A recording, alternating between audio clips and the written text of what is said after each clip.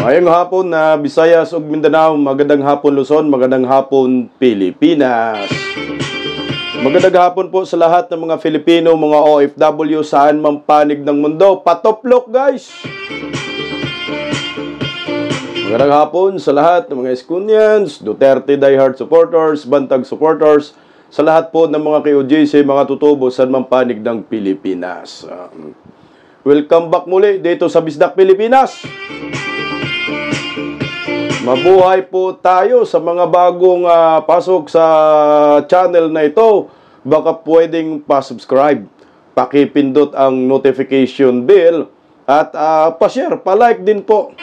At sa mga gusto pong mag-comment po dyan sa inyong mga comment section. Makisali sa lahat ng mga issue sa lipunan. At maraming salamat po sa mga walang sawang pagsuporta sa Bisdak Pilipinas. Thank you so much. Sa mga nagpakulay, mga nag-super thanks, thank you, mabuhay po kayo. Silent subscribers and followers ng Team Bisdak Pilipinas, Team Repli, maraming salamat po sa atin lahat. Patoplok guys!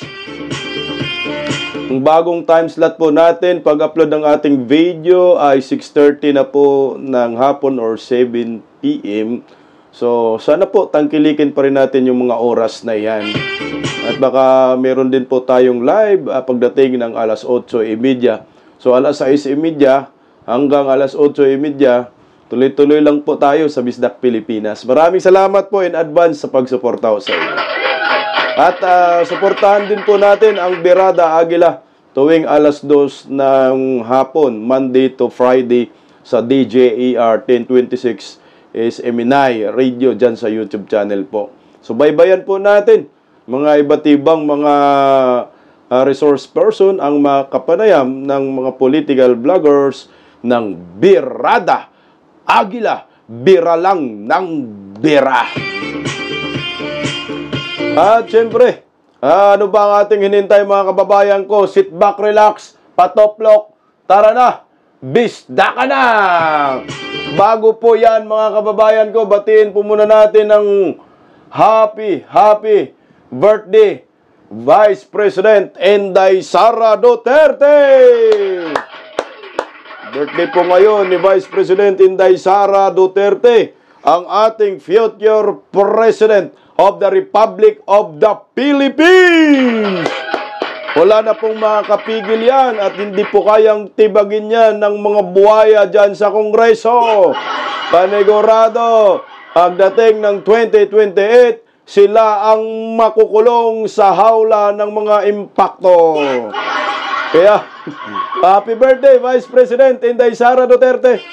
Mabuhay po kayo, Day. Laban lang mga kababayan ko. Sa araw na ito ang pagbabalik naman ni Vice President Inday Sara Duterte sa the Netherlands, sa The Hague, upang bisitahin si former President Rodrigo Roa Duterte. At ngayon, narito po, pag-usapan natin ang fall interview ni Vice President Inday Sara Duterte. At komentuhan po natin ito mga kababayan ko. May mga latest na update po siya patungkol po kay Tatay Digong. Patoplok! Narito na, unang bungad mga kababayan ko. First question po, kamusta po yung bisita kay Tatay Digong and how is Tatay Digong now? Yes, una-una. Yes, okay lang yung visit. Na-late kami kanina, so 30 minutes late kami. So isang oras na lang yung nagawa namin sa pagbisita namin. And pagdating namin, nag-aantay na siya and masaya siya nung nakita niya kami kasi alam niya na nandun kami to celebrate pre-birthday with him and with my mother.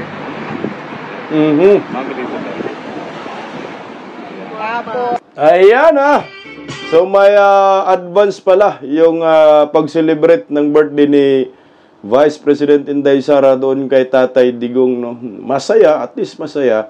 Kasama, tinawag ni Inday Sara dyan yung mama niya. Yung German na mama niya. Yung sweetheart ni Tatay Diggs noon. Ayan, hinggan natin guys. As usual, binilhan ko din siya ng Hey, ma'am. Coke Zero, Mhm. pero hindi niya ininom. Sabi niya, dalhin lang daw niya sa kwarto yung Coke Zero. Pero isa lang ang pinabili niya. Hoy, alam mo itong Coca-Cola, hoy, manhid kayo. Nalibre promote na po kayo ni Tatay Digong yung Coke Zero. Dapat mag-ano kayo dyan, baka naman. Mag-sponsor kayo kay Tatay Digong ng isang panel na Coke Zero dyan sa the Netherlands. Na libre promotion na nga ho yung Coke Zero na yan, no? Huwag masyadong manhid, Coca-Cola. Ay, sikat na sikat yung Coke Zero. Pag si Tatay Digong, napag-usapan nga ho eh.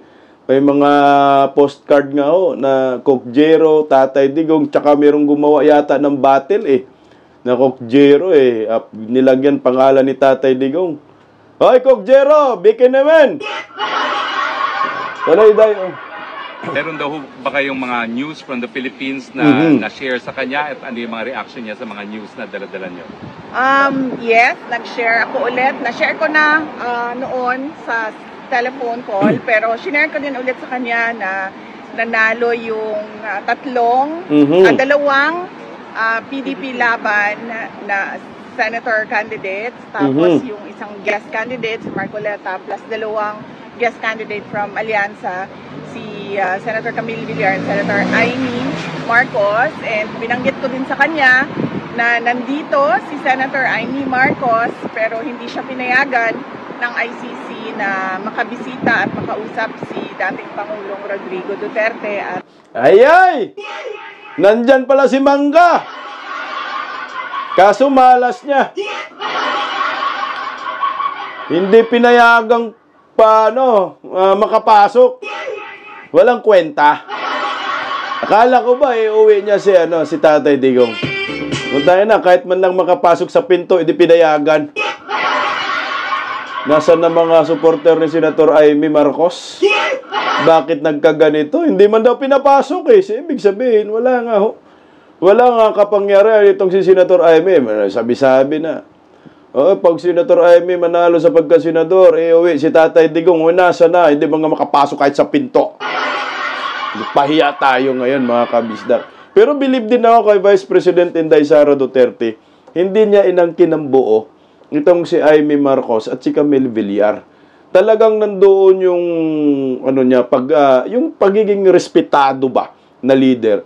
Kung iba pa dyan, ako sa akin yan, sinasabi ko, hindi alyansa si Amy hindi alyansa si Camille Pero yung sumbong niya kay Tatay Digong, iba, no? Yung sumbong niya kay Tatay Digong, dalawang PDP nanalo, si Bato Sigo, no? Yun yung Tapos may guest candidate, si Marcolita, pumasok. Tapos yung dalawang guest candidates, ayon sa kanya, galing sa alyansa. Binanggit niya, galing sa alyansa. Hindi siya credit grabber na guest candidate din ng PDP. Totoo naman ho yun Si Amy at saka si Villar. Kahit na si Amy ay lumayas na sa alyansa, sinabi pa rin ni Inday Sara, respetado si Inday, hindi ka credit grabber, hindi ka gaya kay Ngiwim Animal.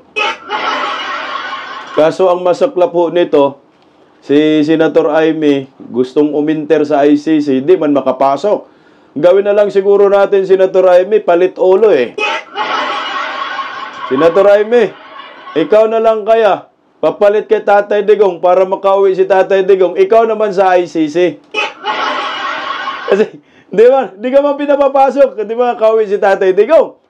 Palit ulo, Senator Amy in, Tatay Digong out. Para mangyayari yung sinasabi ng mga supporters si Senator Amy na pag manalo Senator Amy, sa pagka-senador, uuwi na si Tatay Digong. Ito, sugilano ni Inday Sara Di daw naka-inter Puta, kaya. Walay tayo. At nabanggit ko din ulit sa kanya na nag-submit si Senator Amy Marcos ng kanyang findings sa committee hearings niya from the Senate to the Ombudsman. Ano po yung reaction ni Presidente? Unang-una, nagpasalamat siya. At pangalawa, sabi niya gusto nga daw niya sana makausap si Senator Amy, kaso hindi nga daw payagan. Pero sabi niya, there will be another time for that. Okay. GMA? There will be another time for that. So, pag makalabas na si Tatay Digong, no? Yung gusto rin naman pala makausap ni Tatay Digong si Senator Aimee. Ano kaya ang sasabihin ni Tatay Digong? Baka sabihin ni Tatay Digong na, Senator Aimee, traitor ng kapatid mo. Pagkatapos namin pinalibing yung tatay nyo na mabulok-bulok na sana, ilang dekada na eh. Yung sukli niya, ito, kinidnapan ako ng kapatid mo. Nandito ako sa Netherlands. Ano bang nakain ng kapatid mo? Ngagba ngayon pa rin yan? At noon hanggang ngayon, ngagba pa rin. Baka yun yung gusto sabihin ni Tatay Digong, no? Gusto sabihin ni Tatay Digong, alam mo, Senator Aimee, ang pinaka-traitor na presidente sa kasaysayan ng mundo, yung kapatid mo. Magkapatid ba kayo? Pero di natin alam kung ano, siyempre, gawa lang natin yung kayo. Patoplok baka nga lang baka. Chorya lang. Tuloy tayo.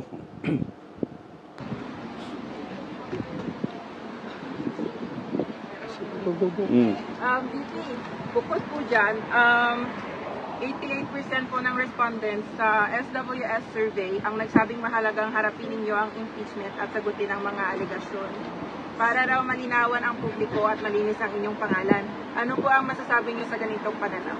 Oh, I totally agree. Kasama ako dyan sa 88% na yan na nagsasabi. At ako ay parang thankful sa opportunity na malinis yung pangalan ko at masagot yung mga akusasyon sa akin. Thank you po sa sagot. Nimal, no? SWS survey, wala na ang kredibilidad yan eh. Di ba nakarang eleksyon, sablay-sablay yung mga survey nila eh. 88% daw ng mga Pilipino ay gustong sagutin ni Vice President Inday Sara yung mga aligasyon sa impeachment. Sino bang tinanong nila? Mga impacto?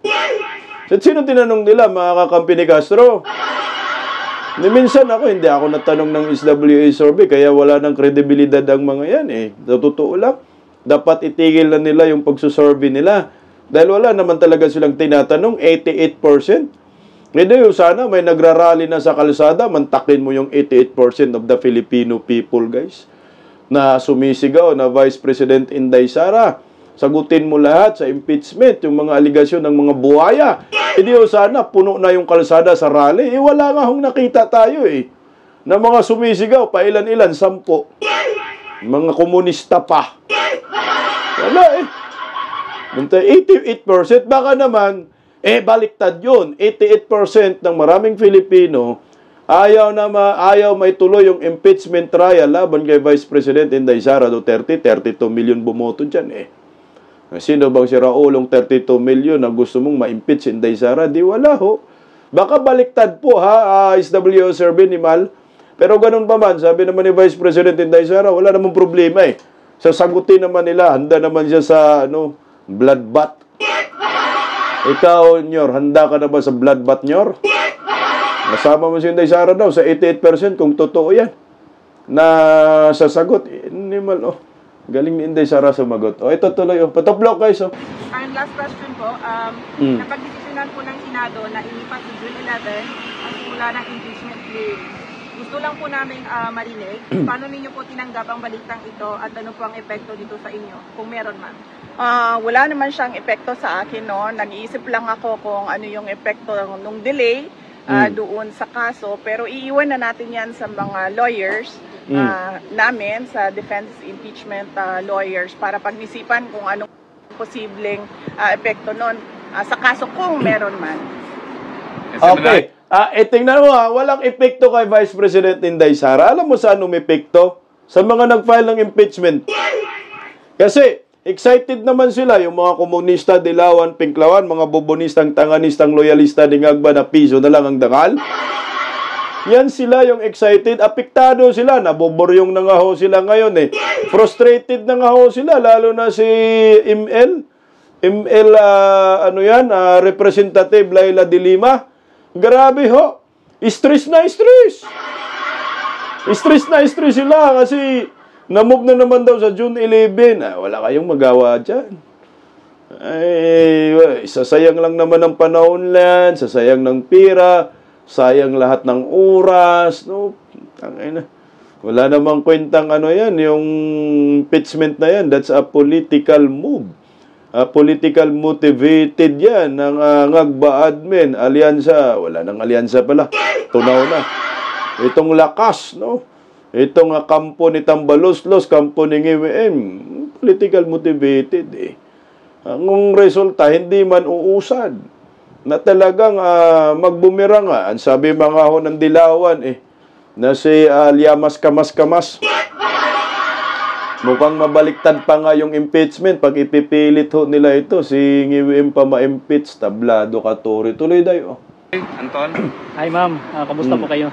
Napakabait ninyo ngayon. Nakikinig sila, nakikinig. Bait sila ngayon. Mabait kayo ngayon. Na-briefing na daw. Kailangan magbait-baitan. Kailangan magkunwari. Kaya lang may microphone ma'am. Ma'am, tanong po ng SMNI, yung reaction nyo do, ma'am, any reaction po sa gusto ni BBM na makipag-reconcile sa mga Duterte? Sabi niya, ayaw niya raw ng bulok. Unang-una, hindi na muna siguro ako magsalita about reconciliation dahil hindi naman mahalaga siguro ang mga personal na problema ng mga tao, no? Ang mas mahalaga is yung taong bayan at yung bayan natin. Yes ma'am, thank you po. Ibig sabihin yan, hindi nagsasalita si Inday Sara patungkol sa reconciliation ng NGWM. So, tuloy ang bloodbath. Walang ligtas dito si NGWM. At ayaw makipag-reconcile ang mga Duterte sa kay NGWM na budol-budol to the max. Na naaaning na eh. Ito yan ha. Yan ang tunay na sagot dyan. Vice President Inday Sara para sa akin. No comment siya. So, ibig sabihin, hindi siya interesado na makipag-reconcile dito sa kay Marcos Jr., kay Da Junior. Siyempre, ikaw ba naman? Sa tindi ho ng ginawa sa mga Duterte, dinala si Tatay Digong sa Netherlands, impeachment kay Inday Sara, reconciliation, ugok. Wala, hindi yan kaya ng reconciliation. Talagang, sabi nga ho ni Inday Sara, sabi ni Tatay Digong, there will be a day of reckoning. Hindi reconciliation. Merong panahon ng pagtutuos. Hindi man ngayon. Malay natin sa susunod na araw, susunod na taon. Or malay natin sa 2028. Talagang bilog ang mundo. Oo, ngayon sila, pabor sa kanila. So hayahay sila ngayon kasi sila ho yung naghari-harian sa Pilipinas. Dapat nga hindi ganun ang leader eh. Dahil public servant ka, dapat hindi ka tatayong hari. Dapat ikaw yung mangunguna paano magserbisyo ng matuwid, maayos sa mga Filipino. Hindi yung ginagago mo mga Pilipino, tinatraidor mo mga Filipino, soberanya ng Republika ng Pilipinas, isinuko mo sa mga banyaga, nanggigipit ka, nang aapi ka sa mga kritiko, hindi mo inisip kung ano po ang kapakanan ng pamahalaan, taong bayan sa inyong administrasyon. Ang ginagawa mo, dinidemolish mo yung mga kritiko, pinagkakasuhan, pinagkukulong. Lalo na ngayon, si Tory na, yung PNP chief. Alam naman natin si Tory. Si Tory yung may utak ng karahasan sa Kingdom of Jesus Christ kay Pastor Apollo Sikibuloy. At utak ng pagkidnap kay Tatay Digong papuntang Netherlands. So ano po ang magandang bukas sa Pilipinas na ito under ngagba admin at katandem itong si Tory. Tuloy nga ho dahil reconciliation, wala na ho. Ma'am, kasama niyo po si Senator Amy Marcos. Nagkita po sila ni Attorney Kaufman. Ano po yung naging role ni Senator Amy sa case po ni PRRD? Ay, wala po. Wala pong role si Senator Amy sa case ni former President Rodrigo Duterte. Nandito lang siya para kausapin si Attorney Kaufman. Kung ano man yun na pag-usapan nila, wala ako doon. So, mas mahalaga siguro na makausap ninyo si Senator Amy Marcos. At ano yung isang tanong, sir? Yung role niya? Wala siyang role po. Either sa defense or doon sa ICC prosecution case, wala pong role si Senator Amy Marcos. Mga supporter ni Senator Amy, narinig nyo, wala daw siyang role. Paano may uwi si Tatay Digong? Wala palang role yan si Mangga. Kahit sa defense, walang role. Anong role niya? Kausapin si Kaufman. Si Kaufman yata yung madala sa Pilipinas, ha? Siguro, kinausap siguro. Ito, para sa akin, baka kinausap si Kaufman ni Amy Marcos dahil sa kanyang mga findings siguro sa naturang hearing. Pero walang role, ha? Baka yun. Yan sa akin lang, natansya ko lang, ha? Sana may magandang maidudulot ito, Senator Amy. Pumupunta ka dyan sa Netherlands, umaasa yung mga bumoto sa'yo na maiuwi si Tatay Digong. Tapos, makauwi ka na sa Pilipinas, si Tatay Digong hindi pa rin makauwi. Ano to? Budol na naman. Nailad na po. Yung mga Bisaya. Marami pa naman bumoto dyan kay Senator Amy nung inendorso ni Inday Sara. Talagang bumoto mga taga Mindanao. Kasi 10 lang naman Duterte, tapos may 2 puwang.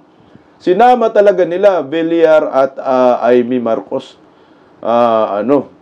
Straight sila dun. Sinabi ni Inday, hindi ko man binoto yan si Amy. Hanggang Villar lang ako, kaya 11 lang yung senador ko. Sana, Senator Amy, wag mo namang paluhain yung mga bumoto sa'yo. Ako, hindi man ako bumoto, kaya hindi ako luluha sa'yo at babatikos ako sa'yo. Magkikriticize ako kay Senator Amy na pag makauwi yan si Senator Amy sa Pilipinas tapos si Tatay Digong hindi makauwi, awards na talaga. Ibang usapan na yan. Grabe na lang panluloko na yan, Senator Amy. Kaya dapat sikapin mo, kahit wala kang numero, diyan sa ICC, hindi ka pinapapasok. No? Gumawa ka ng paraan para makauwi si Tatay Digong. Yan pa naman pinangandakan ng mga supporters mo na pag ikaw ay naging senador, iuwi mo si Tatay Digong. Paano pag hindi yan maiuwi si Tatay Digong? So ikaw yung ipapasok sa ICC, palit ulo na lang. Ganon na lang, Senator Amy. Totoo lang, hindi man kayang pauwiin talaga ni Senator Amy si Tatay Digong. Ang kaya magpauwi itong si Ngagba. Si Ngagba man yung nakipag-connivance dyan sa nakipag-connive sa ICC. Yan ba yan? Masabi ba ni Nicolas Kaufman na ang tunay na prosecutor andyan sa Palacio de Polvoron? Kaya nga, gustong patanggal yung mga prosecutor, ipatanggal ng kampo ni Duterte kasi nga, ang kausap ni malamang, sa hinala siguro ni Nicolas Kaufman, kampo ni Tatay Digong, itong mga prosecutor na ito yung mga kasabwat at kausap ni Ngagba para gaguhin si Tatay Digong dyan sa dahig Netherlands. Kaya naman, gusto po ng kampo ni Tatay Digong, palitan yung mga yan Kasi yun yung kausap. Ang problema, hindi pa pinanigan ng International Criminal Court. So, alam na natin po ang purpose nila, i-convict talaga nila si Tatay Digong. Pag hindi po yan may uwi, si Tatay Digong, before September, magkalabo-labo talaga. Ang Pilipinas, talagang magkaroon ng totally division ang ating lahi. Talagang kampi-kampi ito, guys.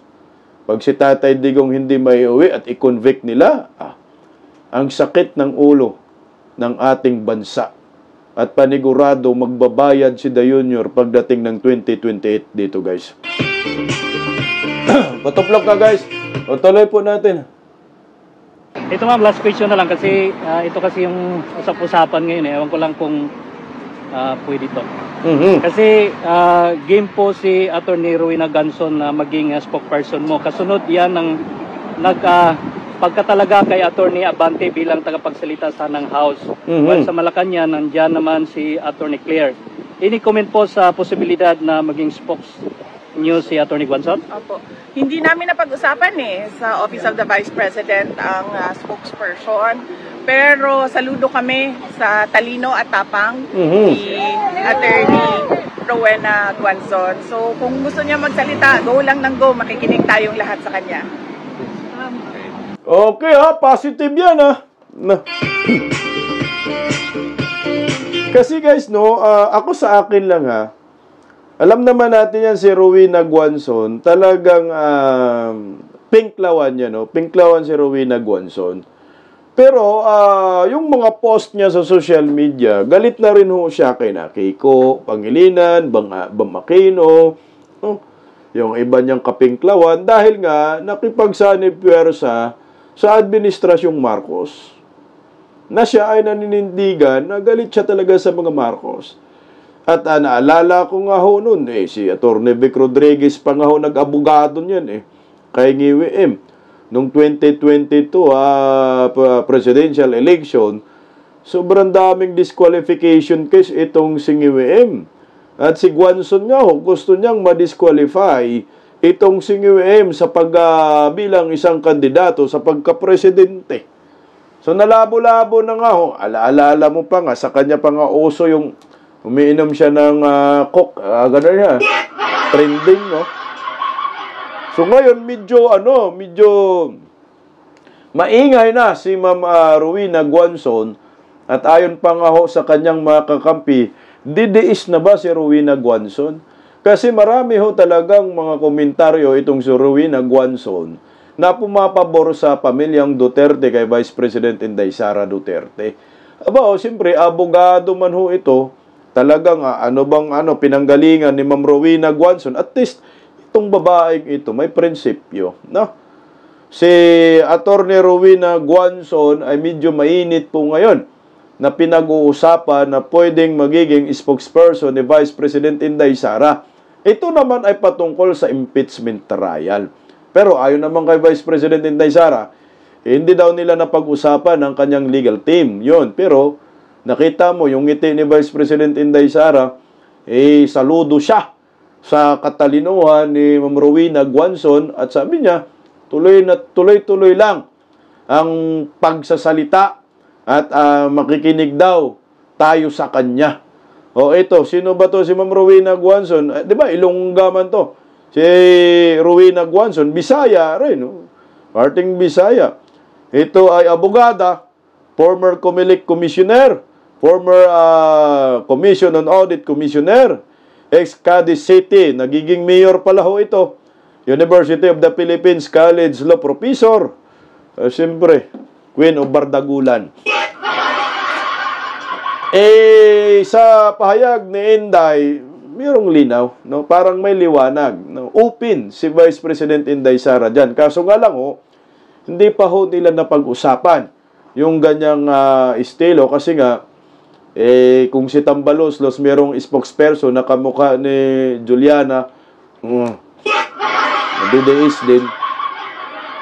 Doon din sa kay Ngiwi M sa Palacio de Polvoron, nandyan si Auntie Claire, kamukha din ni Juliana.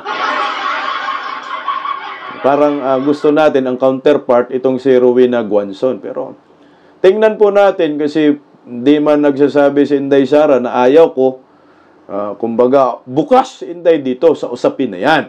Pero hindi pa po napag-uusapan at saludo man si Inday Sara kay Ma'am Rowena Guanzon. Alam mo sa akin, maganda ho yan Kasi, tingnan mo sa kampo na ni Tambaloslos, Tamba, sa Crocodile Farm,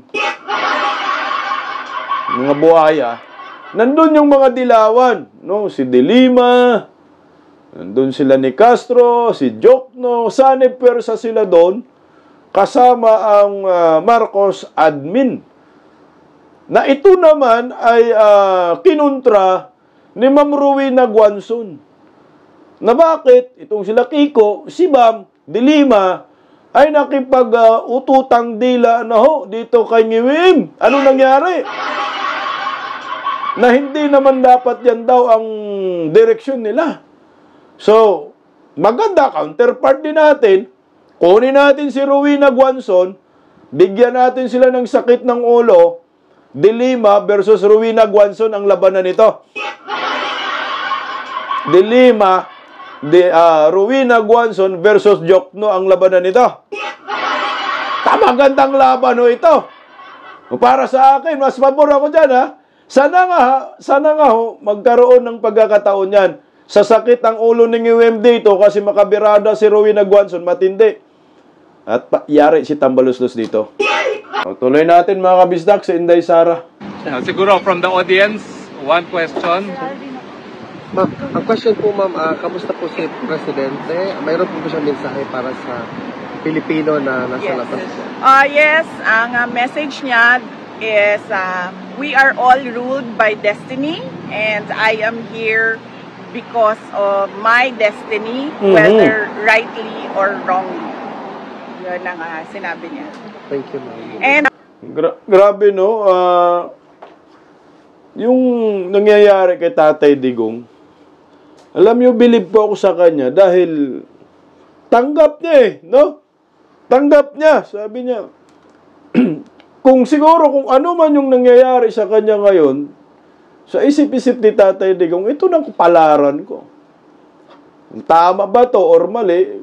Ito yung kapalaran ko, ito yung ukit ng palad. Nakaukit sa palad ko na ang aking mga kababayan na minahal ko at ang aking Pilipinas na pinagserbisyohan ko sa loob ng 6 na taon na buong buhay ko po, sineryoso ko ang aking pagkapresidente para sa seguridad ng mga mamayan at kapakanan. At nung panahon ng COVID-19, hindi ko pinabayaan itong mga taong ito na ako ang tatay nila. Itanggap ko na sa bandang huli ng aking pagsisikap at aking pagsiserbisyo at aking pagkabayani ay tatraydorin nila ako. Ito ang destiny ko. Ito ang kapalaran ko. Alam mo kung hindi pa fighter itong si Tatay Digong, baka nga ho, nagkasakit na, no? May nabalitaan ho natin, nahirap na si Tatay Digong, pero hindi, nandun pa rin yung, sabi nga ho ng kanyang abogado na si Kaufman, Nicolas, ay nasa good spirit si Tatay Digong. Mukhang nag-i-enjoy pa nga si Tatay Digong siguro, pangungulit sa mga security guards dyan. No? Ano si Tatay Digong, kumbaga, tanggap niya ang lahat. Ito yung kapalaran ko. Kaya nga sinabi ni Tatay Digong na pag uwi ko, gawan niyo ako ng rebulto. Yung nakaganon. Hindi pinagsisihan. Walang regrets. Talagang niyakap ng buo ni Tatay Digong ang kung ano man ang kanyang kapalaran ngayon at kinahinatnan ngayon na kagagawan ng mga kamay ng mga Pilipino na kanyang pinagserbisyohan ng tapat, ng tapang at malasakit. Hayaan mo na Tatay Digong. Sabi mo nga, there will be a day of reckoning. Ito, tuloy po natin mga bisdak. Isa pang update is napag-usapan din namin yung oath niya at pag-usapan daw nila ng lawyers niya kung paano gawin yung kanyang oath. Pero initially ang sinabi niya, I want set me free and I will take an oath. Yan yung Gusto ko yun set me free and I will take oath, no? So, ibig sabihin yan, hindi talaga manunumpa si Tatay Digong bilang isang mayor. Kasi gusto man niya, manunumpa o siya kung siya ay makalabas na sa ICC. So, ang may papel dyan para makapag-take oath si Tatay Digong ay yung mga constituente Tatay Digong sa Davao, mga Davaoeños sa Davao City. Gumawa sila ng petition, request po sa International Criminal Court na palayain si Tatay Digong dahil mayor namin yan. Gusto namin na magserbisyo siya sa pagka-mayor. Sa ayaw nyo sa gusto, ito yung apila namin Or mag-apila ang mga Davaoeño sa United Nations or patulong kay Donald Trump para isanction muli itong ICC. At magsikalasa na ang mga miyembro dyan sa organisasyon na yan. Ganun na lang ho siguro kasi ibig sabihin yan, positibo. Positibo na makauwi si Tatay Digong at magampanan ang pagka-mayor niya sa Davao City. Kasi manunumpaw siya. kung makalaya at makalabas diyan sa International Criminal Court sa Dahig Detention Center. Ang problema diyan, mga kabisdak, hindi man papayag yan si NGWM. Hindi man yan papayag si Tambaloslos na mga traidor. Hindi talaga silang papayag na basta-basta lang, ganun-ganun lang kadali, na si Tatay Digong ay lalaya lang para manumpa. Ang kanilang goal is i-convict si former President Duterte sa Dahig, Netherlands. Kaya pinapapasok yung mga International Criminal Court representative sa Pilipinas para umano'y mangalap ng mga ebidensya, pati mga pulis, binibili ang kaluluwa para manumpa at ipagkanulo si former President Duterte. Putsa, mga pulis, mga hunghang, huwag kayong magpadala dyan. Mukhang good news yan Tuloy tayo. Ma'am, meron pong kanta ang mga Pilipino para sa iyo. Ito, birthday ni Inday. 1, 2, 3, go! Happy birthday to you. Happy birthday To you. Birthday ni Inday, birthday. Birthday! Happy birthday. Happy birthday to you. Mabuhay ka, Ma'am Inday! Grabe, ang lakas niya, Para sa Presidente! Gulat si Inday doon, Inday Sara, para sa presidente, masakit sa tainga ni Tambaloslos yun. Masakit sa tainga ni NGWM yun. Talaga namang presidente naman talaga yan. 2022 nga, presidente na dapat yan. Kaso nabudol ni Banggay. Sure naman yan pagka-presidente ni Vice President Inday Sara. Kaya Tambaloslos, NGWM, mga bubonistang, tanganistang loyalista ni Ngagba, wag na kayo magsiaya-iyakan. Totoo naman talaga yan. Sure naman kasi presidente, walang tatalo dyan. Si Tambaloslos tatalo, point lang naman sa 0.6%. Bukang umangat-angat na ng konti si Tamba, 6% na yung point. Wala, sa totoo lang guys, prangka-prangka lang tayo, no? Itong si Vice President Inday Sara, wala pong makakatalo dyan. Tingnan mo naman, tutangin na, 3 years in the making, idimulis ang mga Duterte. Nakatayo pa rin. Number 1, pinagkakatiwalaan ng mga Pilipino. Trust rating mataas. Bumaliktad nga, nagbumirang si Bangag, bagsak. Dito pa lang Hindi nila kayang tibagin ang mga Duterte, Inday Sara. Pag hindi ma-impeach si Inday Sara, si Inday Sara na ang pinaka nakakatakot na presidente sa kasaysayan ng ating bansa.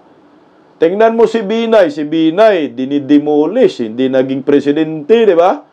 No, 1 year lang tinira si Binay before election, binira si Binay.